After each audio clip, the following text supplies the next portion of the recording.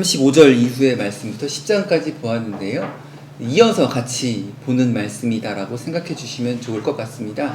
주님께서 보낸 사람들이 있다는 것입니다. 우리는 주님께서 보낸 사람들이다. 성경이나 여러 신앙의 언어로는 우리는 보내심을 받은 자들이다. 이게 일부러 어렵게 하려고 고상한 척 하려고 말을 어렵게 하는 게 아니라 그 그리스 나란 말에 그런 딱 그대로의 표현이 되어 있습니다. 나라는 사람은, 우리라는 사람은 보내심을 받은 사람들이다. 그냥 보낸 사람들이다 라고 하면 되지 왜 보내심을 받은 사람들일까?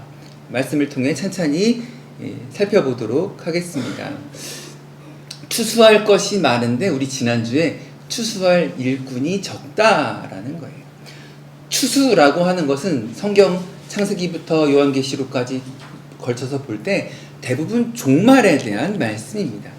최후의 심판에 대한 말씀이에요. 그런데 마태복음 9장 35절 이하 10절까지의 그 추수의 의미는 심판의 의미도 있지만 9장과 10장에서는 복음 전파의 뜻으로 추수를 사용하고 있습니다. 추수하는 일꾼의 주인 대신 주님께 기도하자라고 지난주에 말씀드렸습니다. 우리 모두가 다 그렇게 기도하면서 새로운 시작을 맞이하자. 16주년 예배 드렸으니까 새로운 1년도 그렇게 기도하면서 나아가자라고 말씀드렸습니다. 복음 전파할 수 있는 일꾼이 되도록 하나님 앞에 기도하셨으면 좋겠습니다. 우리는 성경에 있는 대로 보냄을 받은 자들입니다. 성찬 나눌 때의 말씀처럼 감사하는 마음이 있었으면 좋겠습니다. 주님께서 나를 보내셨구나. 나는 보냄을 받은 사람들이구나. 말장난 같지만 보내심을 받은 사람들, 보냄 받은 자들, 주님께서 보내신 자들이라는 것을 곰곰이 곱씹어서 말씀을 좀 새겨보셨으면 좋겠습니다. 첫 번째로 말씀의 은혜를 살펴보면 한번 따라해 주십시오. 뱀같이 지혜롭고 비둘기같이 순결해야 합니다. 오늘 읽은 마태복음 10장 16절 말씀 여러분들이 한번 큰 소리로 읽어주십시오. 보라, 내가 너희를 보냄이 이리 가운데 보냄과 같도다. 그러므로 너희는 뱀같이 지혜롭고 비둘기같이 이리 가운데로, 이리들 있는 대로 양을 보내는 것 같다라는 말이 나옵니다. 예수님께서 사랑하시는 제자들이 앞으로 받을 핍박을 염두에 두고 하신 말씀인 것 같습니다. 이리처럼 날카롭고 무서운 세상이 우리를 가만히 두지 않을 것이라는 겁니다. 진실한 삶을 살려고 하는 사람들, 양들, 복음 전하는 전도자들을 가만히 두지 않을 것입니다. 그래서 예수님은 16절에 말씀하시기를 뱀같이 지혜롭고 비둘기같이 순결하라고 말씀하십니다. 여기서 말씀하시는 뱀은 창세기 3장에 나오는 간교하고 간사한 성품을 의미하는 게 아닙니다. 그러니까 그리스 말, 여기에 예수님께서 표현하신 지혜롭고 라는 말은 깊다, 신중하다 라는 뜻으로, 그러니까 창세기 3장의 뱀은 간교하고 간사하고 악한 뱀인데 그 뱀 말고요, 종자가 다른 뱀인 것 같습니다. 지혜롭고 깊이가 있고 신중하다 라는 뜻으로 너희는 뱀같이 지혜로워라 라고 예수님 말씀하셨다는 겁니다. 순결할 뿐만 아니라 분별력을 가지고 조심스럽게 앞으로 나아가라는 말입니다. 혹시 세상을 살아갈 때 순결함 없이 간교함과 간사함을 행하며 살고 있지는 않은지 돌아봤으면 좋겠습니다. 아니면 반대로 순결함만 가지고 분별력 없이 살고 있는 건 아닌지도 돌아보았으면 좋겠습니다. 우리는 예수님께서 말씀하신 지혜와 순결함 두 개를 꼭 붙들고 나아갔으면 좋겠습니다. 며칠 전 가족들에게는 이야기했는데 강아지를 데리고 밤에 후레쉬 들고 산책을 하는데 유혈모기, 꽃뱀이라고 부르는 뱀이 ጧ리를 틀고 있다가 저랑 강아지를 산책하는 우리 강아지를 보더니 막 도망을 가는 거예요. 뱀은 위험 상황인 것 같으면 신속하게 그 자리를 빠져나가서 어디 기어들어갈 대로 사사삭 숨어 들어갑니다. 뱀이 그렇게 그 위험한 자리를 빠져나가는 것, 그 자신의 보호신, 지혜를 이용하여서 그 자리를 피하는 것도 생각해 볼 수 있었습니다. 성경에 비둘기 이야기가 가끔 나오는데 사실은요, 솔직히 얘기하면 비둘기가 꽤 많이 더럽습니다.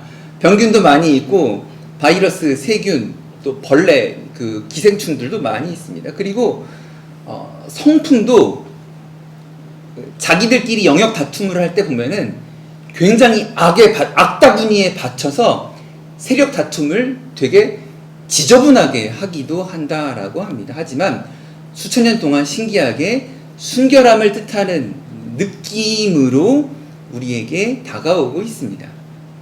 그래서 이리 때와 같은 세상 속에서 순결함을 유지하라 라고 예수님께서 많은 사람들이 알고 있는 그 비둘기에 대한 이야기를 그냥 예를 들어서 그렇게 순결함을 유지해라, 또 뱀처럼 지혜롭게 피할 길을 찾았으면 좋겠다라고 우리를 위해 축복하여 주신 것입니다. 그래서 지난주에 나눴던 것처럼 주님의 일을 잘 감당하시기를 주님의 이름으로 부탁드립니다. 두 번째 말씀의 교훈이 있습니다. 한번 따라해 주십시오. 염려하지 말아야 합니다. 한 번 더 염려하지 말아야 합니다. 마태복음 10장 19절 말씀 여러분들이 큰 소리로 읽어 주십시오.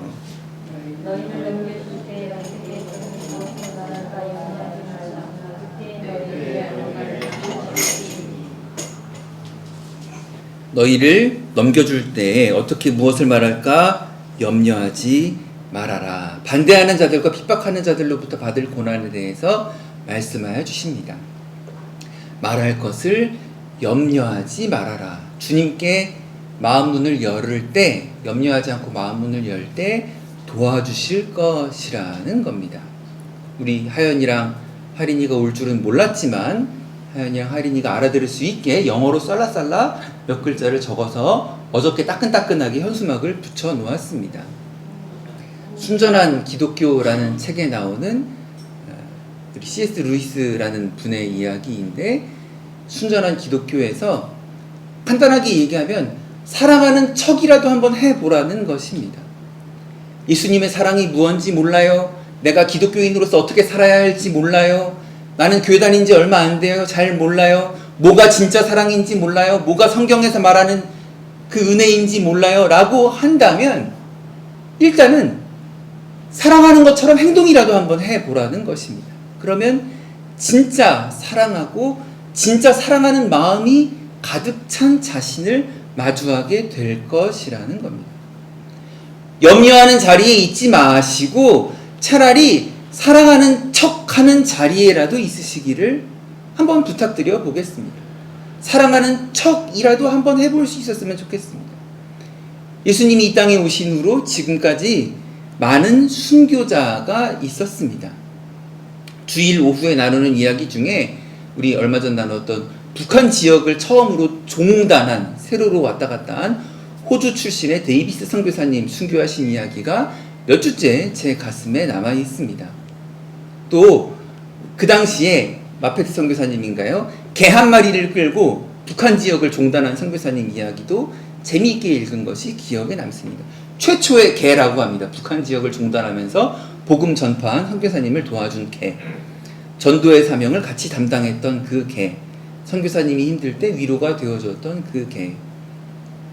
그 순교하신 데이비스 선교사님이나 여러 전도자들의 이야기를 들어보면 여러 가지 불편한 일이나 어려운 일이 많았지만 그들은 신기하게 염려에 눌리기보다는 복음과 진리의 말씀에 조금 더 마음을 열어두었던 것 같습니다.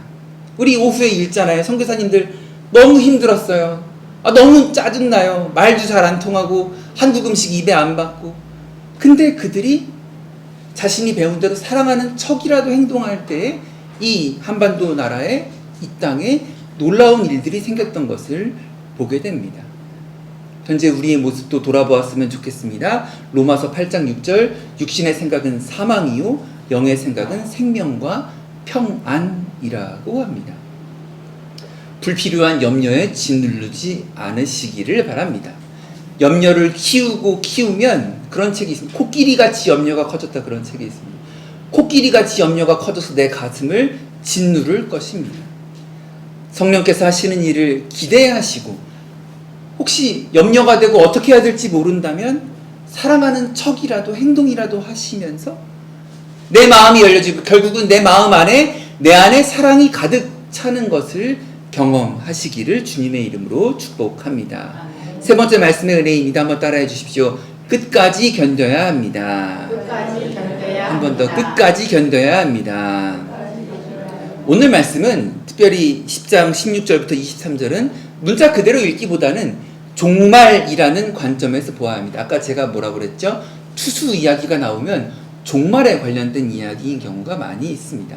종말론이라는 렌즈를 통해서 봐야 합니다. 그래서 오늘 모처럼 가족들이나 가족 친지들이 이렇게 모인 분들이 많은데 여기서 21절에 형제가 형제를 죽일 것이고 아버지가 자식을 이런 말씀을 읽기가 굉장히 불편하지만 이것은 문자 그대로 읽을 말씀이 아니라 종말론, 세상이 멸망할 때에 관한 그때를 바라보는 시각으로 읽어야 되는 말씀이라서 크게 걱정하거나 염려하는 마음으로 읽어야 될 것이 아니라는 것입니다. 우리는 하나님께서 허락하신 한 번뿐인 인생을 살고 있습니다.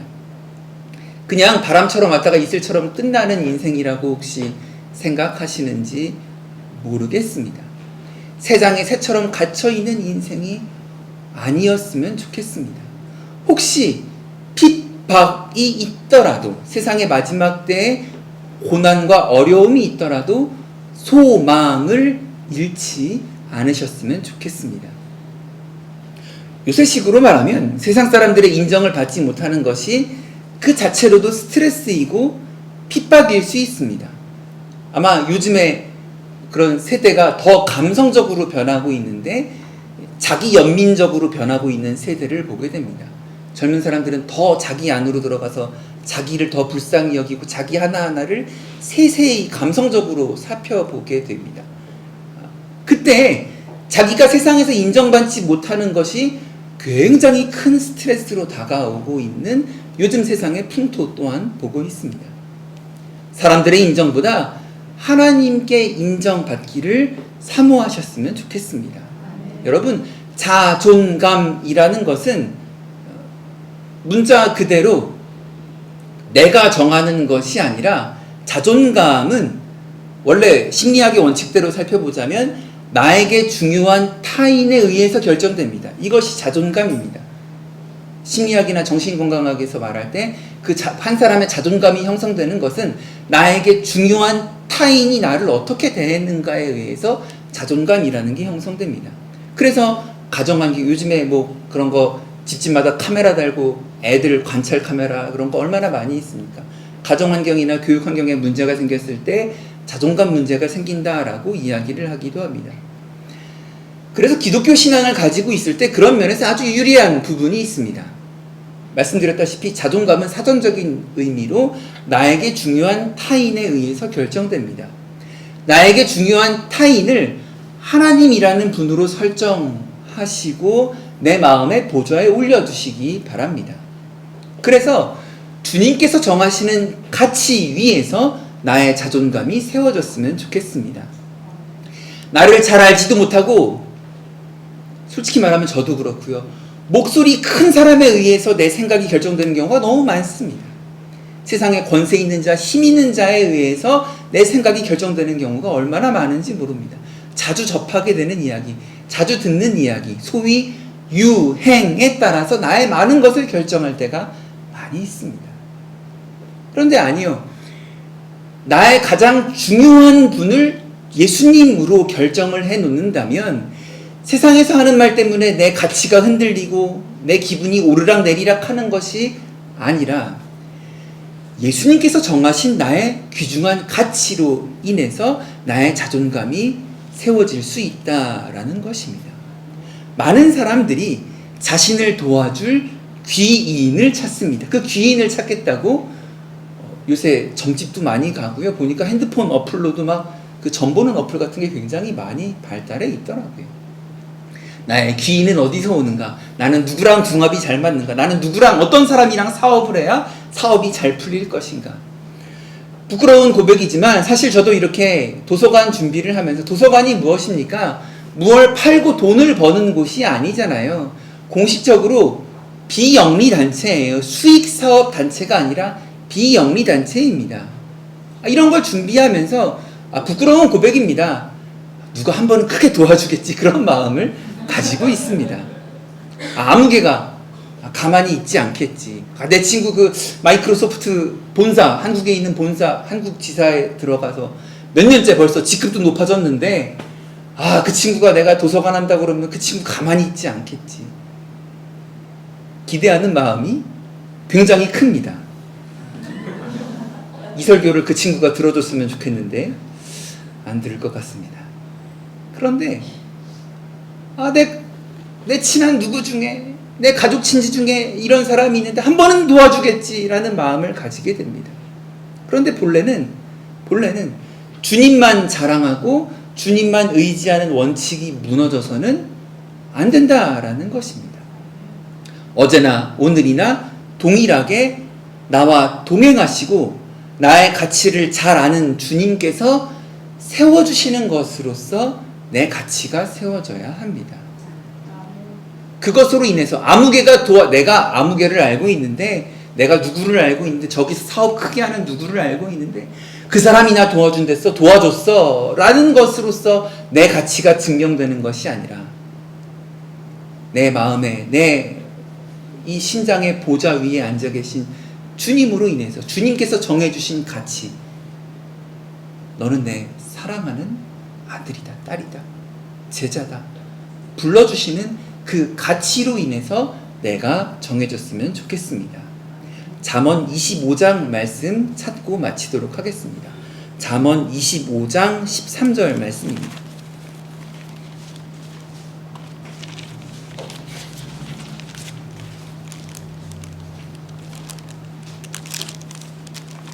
잠언 25장 13절 말씀입니다.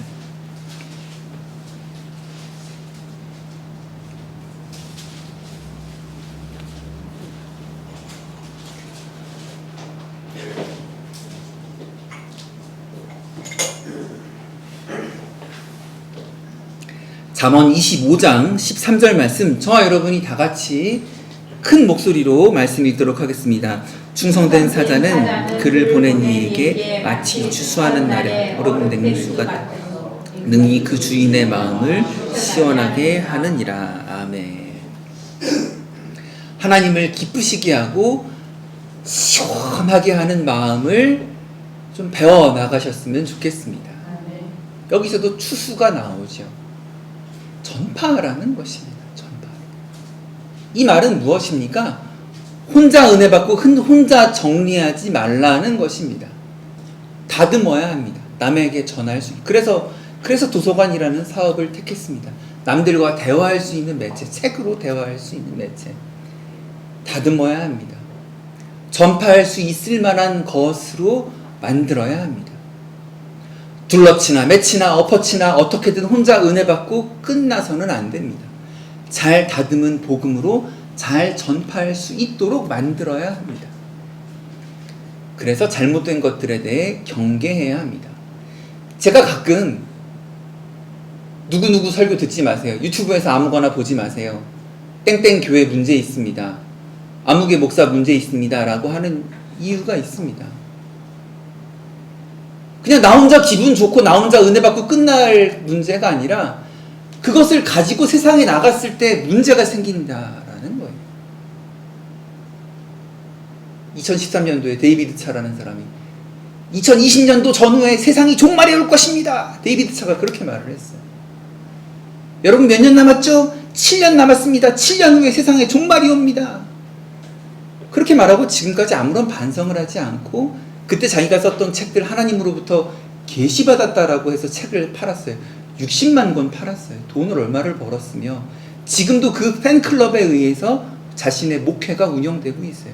아니다, 나 지금 친회교에서 목사 받은 정식 목사다라고 하고 있지만 아니에요. 그때 2013년도에 받았던 그 팬클럽과 그때 후원으로 지금까지 운영되고 있어요. 나 혼자 그거 듣고 은혜 받고 그래 세상의 마지막 때에 우리 조심하고 살아야지, 죄 짓지 말고 살아야지, 혼자 은혜 받고 끝날 문제가 아니에요. 여러분 이걸 가지고 세상에 나가면 어떻게 돼요? 2020년도 전후에 지구의 종말이 온대요. 글쎄, 이걸 가지고 전도하러 나가실 겁니까? 부끄러움 당합니다. 이거는 추수하는 일꾼의 자세가 아닙니다. 주님의 마음을 시원하게 하는 잠언 25장에 나온 냉수와 같은 마음이 아니라는 것입니다. 오히려 주님의 마음을 답답하게 할 수 있습니다. 야, 그걸 누가 지금 올해 몇 년도예요? 올해 2023년도입니다. 그 말을 가지고 세상에 나가서 이것이 복음입니다, 내가 좋아하는 목사님이 이렇게 말했어요 라는 말을 가지고 잘못 전도하러 나가면 부끄러움을 당합니다. 추수하는 일꾼의 좋은 자세가 아니라는 것입니다. 여러분, 예수님은 제자들에게 먼저 가르치시고 천국 복음을 전파하시고 약한 것 병든 것을 고쳐주셨던 것을 기억하시기 바랍니다. 예수님이 먼저 그렇게 하셨습니다. 우리 마음에 품으면 됩니다. 병든 자, 약한 자들을 긍휼히 같이 여기고 천국 복음을 전파하는 일에 우리의 마음을 중심을 두면 됩니다. 다른 것들로 인해서, 주님의 이 복음의 말씀 외에 다른 것들로 인해서 흔들리시지 않기를 바랍니다. 우리는 좋은 일꾼이 되어야 되지 않겠습니까? 좋은 추수하는 일꾼이 되어야 하지 않겠습니까? 사술의 말들에 휩쓸리는 일꾼이 되지 않으셨으면 좋겠습니다. 요한복음 16장 33절입니다. 이것을 너희에게 이르는 것은 너희로 내 안에서 평안을 누리게 하려 함이라. 세상에서 너희가 환난을 당하나 담대하라. 내가 세상을 이기었노라 하십니다. 주님께서 평안하라, 담대하라고 말씀하셨으니 우리도 평안하고 담대한 마음으로 추수할 일꾼이 되어 나가겠다라고 결단하고 다짐하는 것으로서 오늘의 이 말씀의 은혜를 잘 정리하셨으면 좋겠습니다. 기도하시겠습니다. 잠깐 자유롭게 기도하실 때 소리를 내셔도 좋고 내지 않으셔도 좋습니다. 큰 소리를 내셔도 좋고 조용히 묵상하셔도 좋습니다. 오늘 우리는 모두 다 보내심을 받은 자들, 보냄받은 자들이어서 추수할 일꾼들입니다. 뱀같이 지혜롭고 비둘기같이 순결하라고 하신 말씀을 기억하는 일꾼이 되었으면 좋겠습니다. 염려하지 않는 일꾼이 되었으면 좋겠습니다. 그저 사랑하는 척이라도 하면 사랑의 자리에 가는 우리가 되었으면 좋겠습니다. 그리고 끝까지 견디겠다라고 다짐할 수 있는, 주님 나에게 힘주세요라고 기도할 수 있는 여러분이 되었으면 좋겠습니다.